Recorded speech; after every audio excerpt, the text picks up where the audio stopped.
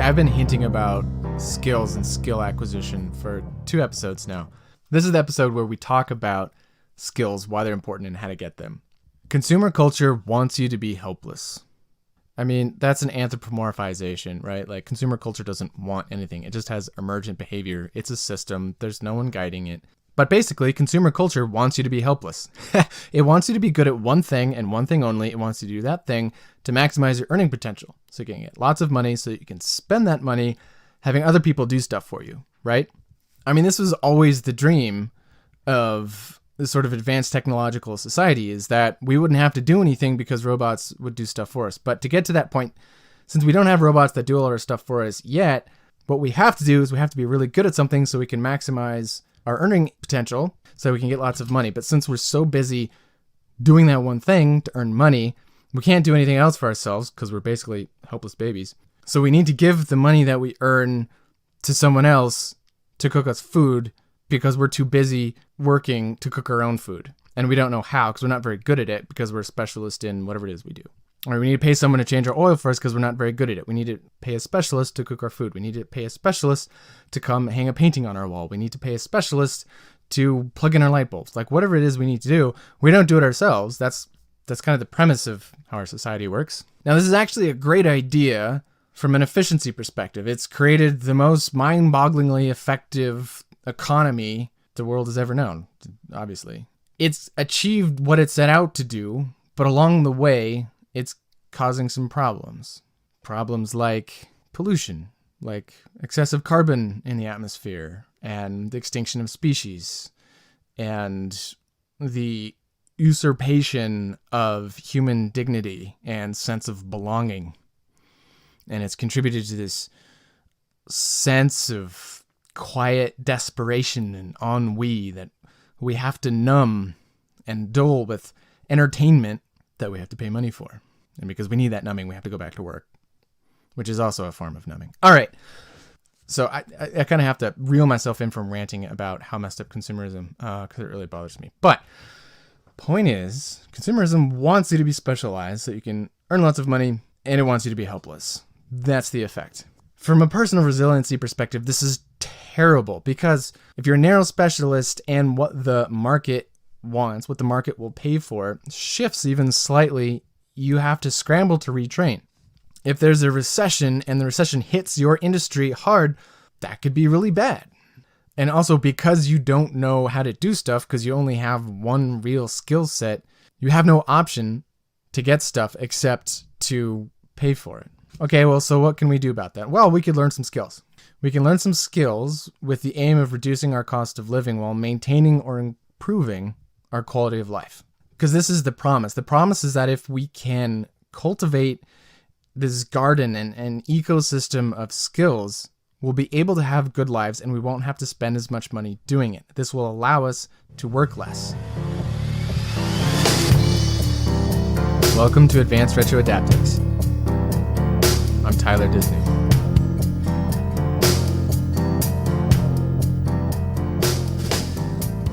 I think of it as like a ratchet. There's a skill ratchet. You get some skills to get more autonomy, which you can use to get more skills, which you can use to get more autonomy, which you can use to get more skills. So, in other words, in whatever situation you are right now, focus on developing skills that will bring you more autonomy. Because developing skills takes work, effort, and time. And most people don't have a whole lot of time and energy and effort just laying around. So the first skills you want to develop in this effort of becoming a non-consumer is skills that give you more time, so more autonomy. And then the more free time you have, the more time you can spend developing even further skills and so on and such forth. So the skill ratchet. Get skills to get autonomy to get skills. All of my thinking on skill development in this context is inspired by Jacob Lund Fisker's idea of the Renaissance ideal, which is this idea that you don't want to be specialized. Being specialized is highly efficient, but it's also very fragile. So from a personal resiliency perspective, specialization is not a good strategy. Instead, he advocates becoming a Renaissance person. So someone who is a master of some trades and jack of many. So you want to be broadly competent at many things, and you want to be like quite good at a few things. Most of us are only good at one thing, right? Whatever we train for, what do we have at our jobs, and then we might have a couple of hobbies that we're pretty good at as well. But most of us are really just specialized in one thing. It can be easy to get the idea that like, well, you only have space in your life to get really good at one thing.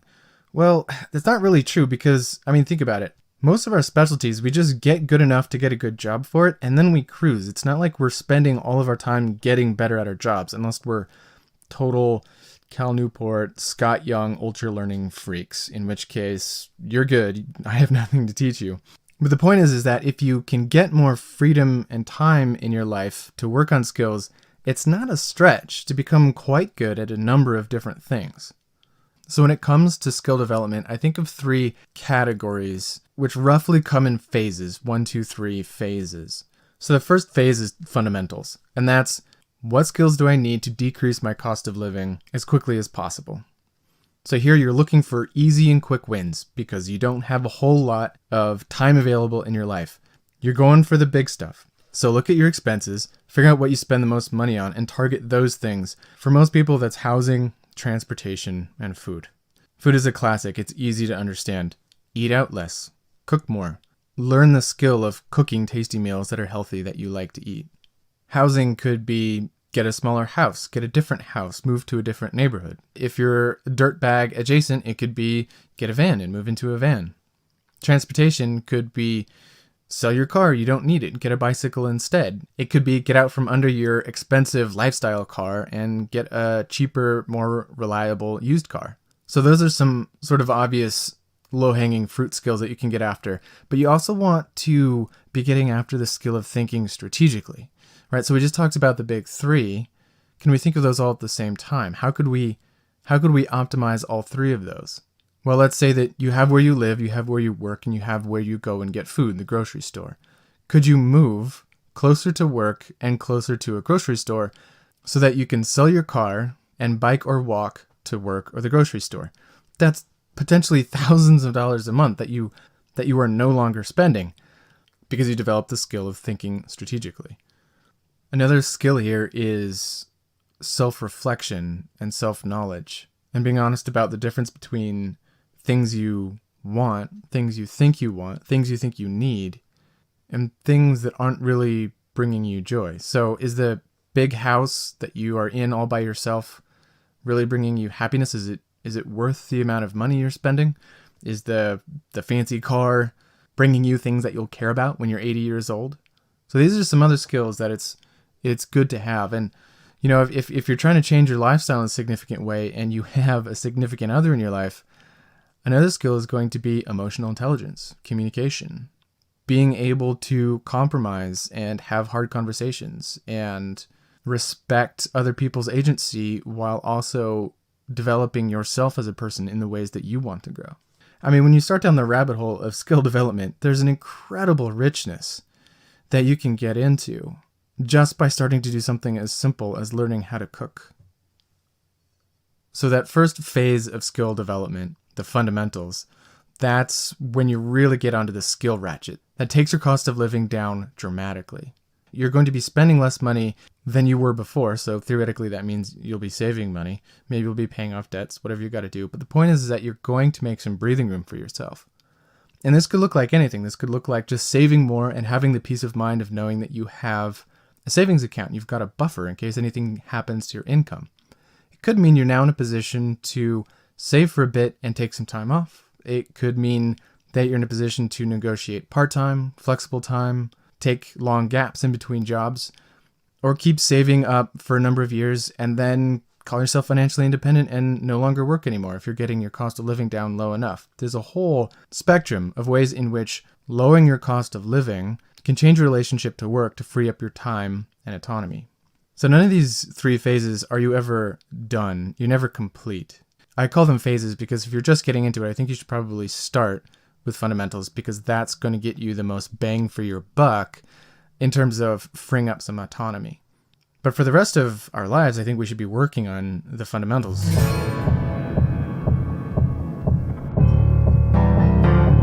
Second category of skill development is what I call chasing stoke. It's what are you interested in? What are you really intrinsically motivated to do just because you want to? Most of us have hobbies, and we complain about not having enough time to get to them. But if you got some time because of the work you did in phase 1, reducing your cost of living and therefore giving yourself some more autonomy, what are you going to do with that time? One of the ideas with phase 2 is just that it's fun. It's just you're doing things you want to do, and that's really all the reason you need to it.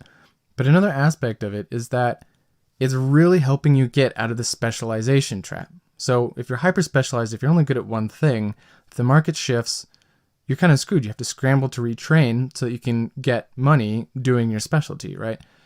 But in phase 2, you're chasing stoke, you're getting good at lots of different things, and it's being fueled by intrinsic motivation, which is a very powerful fuel in terms of getting good at things. And so all of a sudden, you're no longer so hyper specialized. You're good at a handful of things. Some of which, no doubt, if you give it enough time, someone will come along and say like, hey, that's really good. Can I have some? Like, I will give you money. Can I buy that from you? Or can I have you come over and do that for me? Or whatever it is that you're into. So for example, I just like building things out of wood, mostly. I don't know how to build things out of metal, but I know how to build things out of wood. So I built this custom wooden Shosugi-ban topper for my pickup truck.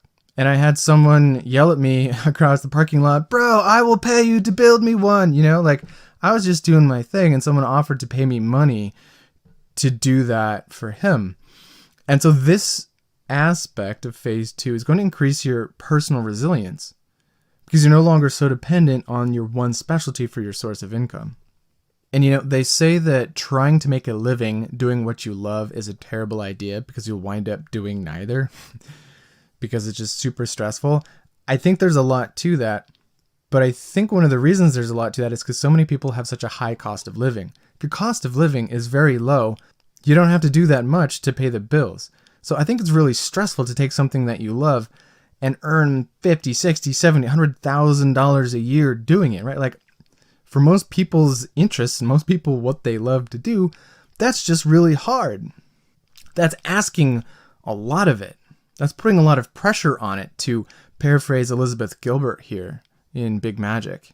So what I'm not saying is do what you love and people will pay you for it and you'll live happily ever after. I'm saying do what you love and that will make you really good at it, and probably people will pay you money at some point to do some of those things. Not all of them, but some of them. And if your cost of living is really low, that just puts you in a more resilient position.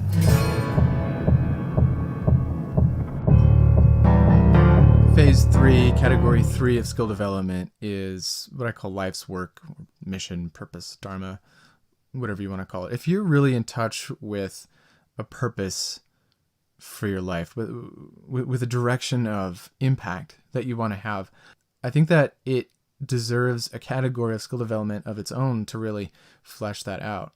And so with that skill ratchet of gaining more and more autonomy, by the time you get to category 3, you've got a lot of autonomy, maybe total autonomy to pursue this important work, this work that's important to you and how you want to show up in the world. And so if you're a really purpose and mission driven individual, this vision of having the autonomy to do what you need to do, what you feel you need to do in the world, can help fuel phase 1 and phase 2 stuff. It can help fuel like, why am I learning to cook? I should be clean plastic out of the oceans or whatever. Like, if you're ready to go scoop plastic out of the ocean, get to it. Don't let me stop you. But I think a lot of people are frustrated in their attempts to show up in the world because they don't have the autonomy to really do whatever they want. They don't have the autonomy to get after their vision of how to show up in the world.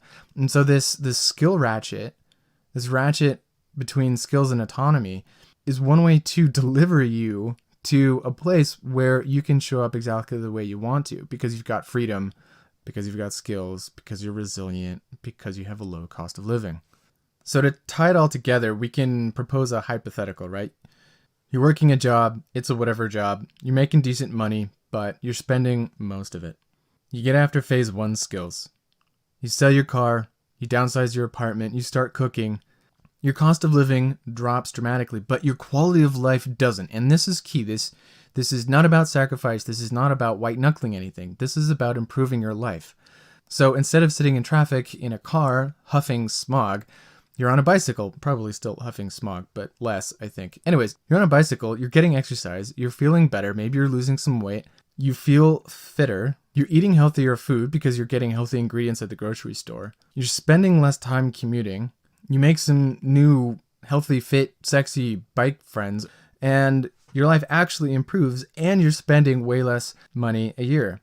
So that's phase one, and then you keep focusing on driving your cost of living down. You relentlessly pursue expenses and see what skills you can develop to drive them down. And you're starting to enjoy it. And then all of a sudden you realize you're in phase two. You're doing things because you love it. And you look at your bank accounts and go, oh,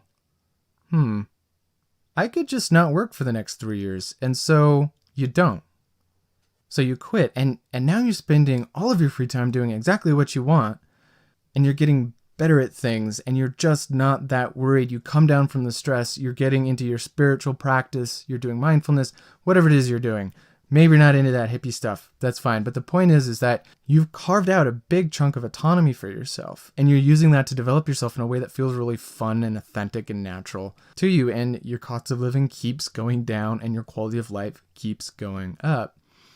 And two of the things that you just are doing because they're fun, someone notices and they offer to pay you money for, or you have the idea yourself. You say, hey, I like making these so much I can't use all of them. I'm just going to start selling them on Etsy or whatever you're doing. And all of a sudden you realize that just doing what it is you want to be doing, you're making slightly more money than you spend. And so you just keep doing that, and you don't have to go back to the office ever again. And I mean, from there, to choose your own adventure, really. Like, do whatever you want.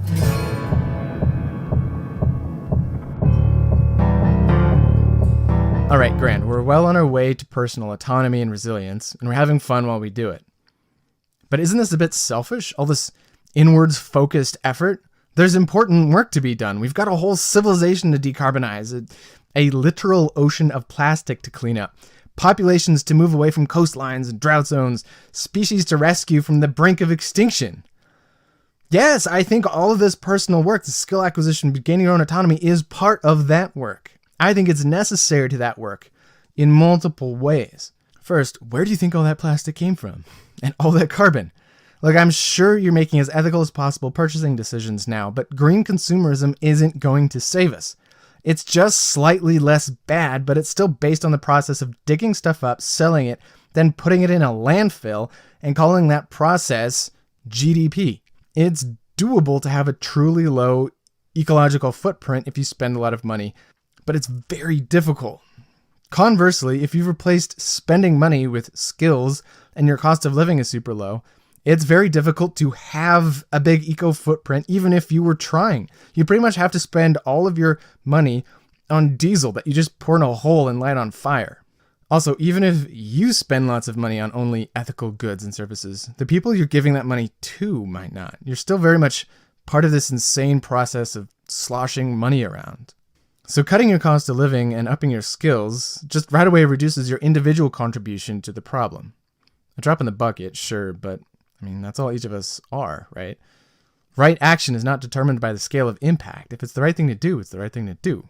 Of course, that's veering very dangerously close to moral exhortation territory. So let me be very clear. When it comes to ethics and the question of individual responsibility, I don't think there is a clear answer. Our ethical systems aren't currently set up to handle global scale issues like this. We're all very much on our own here. And if you're not convinced that having a high ecological footprint is your moral responsibility due to the fact that you live within a system that compels high consumption behavior, like, I'm not going to use this podcast to argue the point with you. Like, that's fine. In fact, nothing I'm talking about requires the belief in sort of eco-sin. In fact, I think that talking about things in terms of ecological sins and good and bad is not helpful. I think it's very destructive. Setting moral philosophy aside and underlining the point that for what we're trying to do here, it's not necessary. And I think it's not useful at all. If you happen to think the right thing to do is reduce your consumption or buy this, don't buy that, don't go around preaching about it. All right. Ask me how I know. It doesn't work. Like, maybe you're right, but who cares? Like, you're just going to annoy people and it's not going to help anything, right? And what we need to do is decarbonize the world and totally remake society. So quit it. Okay, so setting moral philosophy aside, Learning to become a non-consumer is the work, in my view. It's the source of so many different kinds of problems. Plastics in the ocean and carbon in the atmosphere. If we all woke up tomorrow and started living like non-consumers, many of our problems would disappear. Poof, gone. Now, I need to be careful here, too, because I don't want to paint an oversimplified picture of the world. I don't want to spin a fantasy where capital C consumerism is this evil nemesis that if only we could defeat it, humanity would live happily ever after and go skipping through the future. Reality isn't that simple, and oversimplifying reality is very dangerous. But right now, the more people who move away from consumerism, who become post-consumers, who become non-consumers, the better. Because it's the mindset that's insidious, that runs things at all levels of society. We as a civilization, as nations and communities, need to think differently. And how are we going to do that as a collective, as a group, if all of the individuals who compose that society are still locked in the consumer mindset? I don't think it's possible. So indeed, who cares if my personal footprint is negligible now? Mathematically speaking, it doesn't make a difference at all. But we need that mindset difference, that worldview. The consumer mindset has been running society for some time now, and things are headed off a cliff. We need to think different. And that's why I think this stuff matters, because I think the people who are going to be figuring out solutions to the problems we have aren't going to be consumers. They aren't going to be thinking with a consumer mindset. So in a way, having a low ecological footprint or whatever, because your cost of living is so low, is incidental. It's a byproduct. It will happen if you become a non-consumer and you replace spending money with skills. But that's not the point. It doesn't matter that your individual contribution to carbon or pollution or toxins or whatever is so low. Your contribution is your mind. You can't change how you think without changing how you act. The two are intertwined. So if a low personal footprint and freedom are incidental side effects for you, fine, do for the zeitgeist. It's still got to happen. So the last thing I'll say about building a skill garden, becoming a Renaissance human, is that you start to understand other fields better. As your practical knowledge of the world expands out of what used to be your own narrow specialty, your ability to cognitively navigate the interactions between different things expands. Arguably, and Jacob Lundfisker makes this argument in an interview on the Stoa, which I'll link to in the show notes, a contributing factor to all of our current problems in the world is that everyone is so damn specialized that no one understands anything outside of their own narrow domain of expertise. We don't understand the ways our silos relate to all the other silos, and this mutual incomprehension in the borderlands, in the gaps between fields, is what's biting us in the ass. The automotive manufacturer doesn't understand the sociological consequences on communities and aggregate mental health when cities are full of high-speed chunks of steel. The farmer doesn't understand what happens to marine ecosystems when pesticides are used. The hippie doesn't understand that if we just ban pesticide use tomorrow, we'll have massive crop failure and millions will starve to death. The engineer doesn't understand the ecologist. The psychologist doesn't understand the economist. The politician doesn't understand the sociologist. Our society has all these experts with massive gaps of uncomprehension between them. The communication between them isn't deep, is Jacob's point. And these gaps of understanding are the building blocks of the crises we're now facing. So, becoming Renaissance humans, seeking to fill in gaps in our own understanding of the world, might be part of the work of building a world that doesn't have these gaps. Creative Commons music by Jason Shaw over at audionautics.com. The vast majority of the intellectual debt for this episode goes to Jacob Lundfisker. If you want to dig in more into it, I highly recommend you check out his first interview on the Stoa, which will be linked in the show notes. Thanks for listening. I'm Tyler Disney.